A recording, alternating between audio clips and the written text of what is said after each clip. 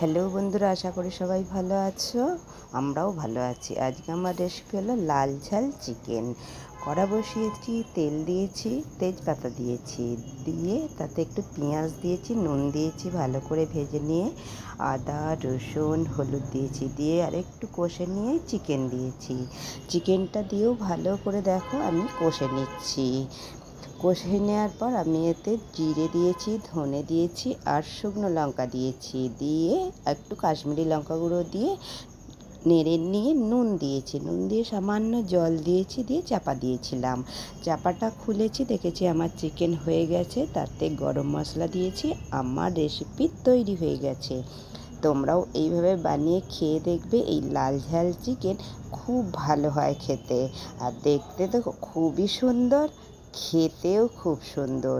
শুধু এই চিকেন হলেই খাওয়া হয়ে যাবে, আর কিছু লাগবে না।